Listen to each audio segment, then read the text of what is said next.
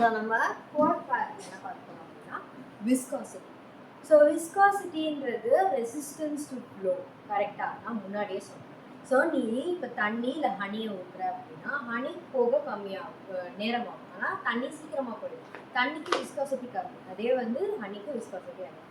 So viscosity வந்து ஃப்ளோவை வந்து resistance பண்ணும். ஓகே. ஸோ விஸ்காசிட்டியில் ஃபர்ஸ்ட் நம்ம படிக்க போகிறது viscosity and coefficient of viscosity. So viscosity வந்து வரேன் நான் சொன்னேன் இல்லையா, தண்ணி அண்ட் அடுத்து வந்து மேபி அதோட கொஞ்சம் இதாக இருக்குது. ஸோ இந்த மாதிரி resistance to flow. The viscosity is defined as internal resistance upon the layer of the fluid to the adjacent layer during the fluid. So இதில் என்ன சொல்கிறாங்கன்னா, ஒரு ஃப்ளோ நடக்கும், இன்னொரு ஃப்ளோ நடக்கும், அதுக்கு மேலே ஃப்ளோ நடக்கும்.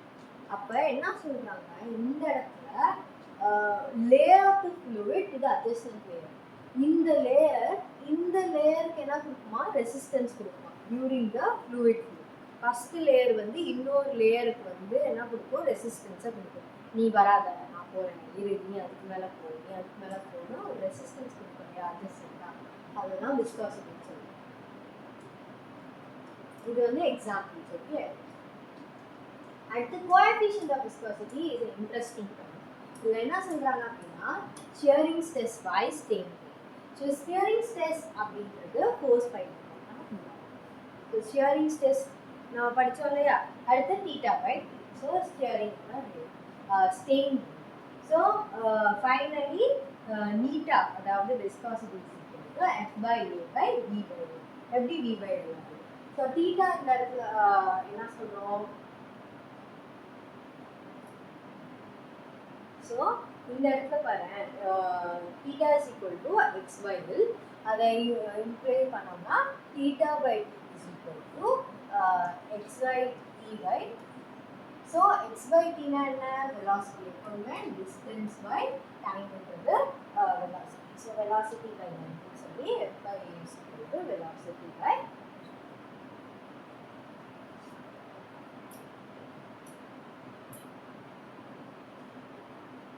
So unit, so poise. So பாய்ஸ்ன்றது தான் வந்து இதோட unit. So pascal second, 1 pascal second and 1/10 of poise. So இது வந்து சிஜிஎஸ் யூனிட். இது அடுத்து வந்து ஸ்டோக்ஸ் லாவும் தெர்மல் வெலாசிட்டி பற்றி பார்க்கலாம். ஃபர்ஸ்ட் வந்து Stokes law. So Stokes law is a very important law. இது வந்து நீ நிறைய இடத்துல, இது மட்டும் இல்லை, இதெல்லாம் நீ காலேஜ் போகும்போதும் உனக்கு இது ரிலேட் ஆகிடும். The body flows through a fluid. It drags the layer of the fluid with it. A motion between the different layers of the fluid is set, and as the result, the body experiences a heat. So, இதில் பாரு, நீ உள்ளே போனோன்னா இந்த layers எல்லாத்தையும் track பண்ணிக்கிட்டே போகுது. கரெக்டாக? அப்போது இது வந்து ஒரு ரீட்டேடிங் ஃபோர்ஸ் வந்து எக்ஸ்பீரியன்ஸ் பண்ணுது. அதாவது F, which is known as viscous force. So viscous drag force நடக்குது. ஸோ கீழே எப்போதும் போல கிராவிட்டி ஃபோர்ஸ். ஸோ ஃபைனலாக நமக்கு என்ன கேட்கணும்னா, விஸ்கஸ்னால வர ஃபோர்ஸ் அதுதான் வந்து 6π மீட்டா ஆர்டி. ஸோ இதுதான் ஸ்டோக்ஸ் லா. ஸ்டோக்ஸ் லான்றது ஒரு ஃப்ளூயிடை வந்து ஒரு ஃப்ளூவிடில் வந்து ஒரு ஆப்ஜெக்ட், ஒரு பாடி ஆர் ஆப்ஜெக்டை ஃப்ளோ பண்ண வைக்கிறேன்னா அந்த ஃப்ளூவிட்ஸ் அந்த லேயர்ஸ் எல்லாம் ட்ராக் பண்ணிட்டு என்ன போகும் அப்படின்னா ஒரு பாடி வந்து ரீட்டெயிலிங் ஃபோர்ஸ் வந்து எக்ஸ்பீரியன்ஸ் பண்ணும். அந்த ஃபோர்ஸ் தான் வந்து 6π மீட்டா ஆர்டி. So force due to gravity. கரெக்டா? ஸோ மேலேருந்து கீழே போட்டால் as the speed of the body increases, the air increases as well. The force due to air resistance இருக்கா?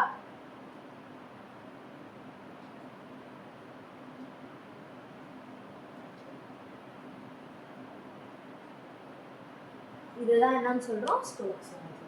மேலே force due to air resistance தான் ஸ்டோக்ஸ்.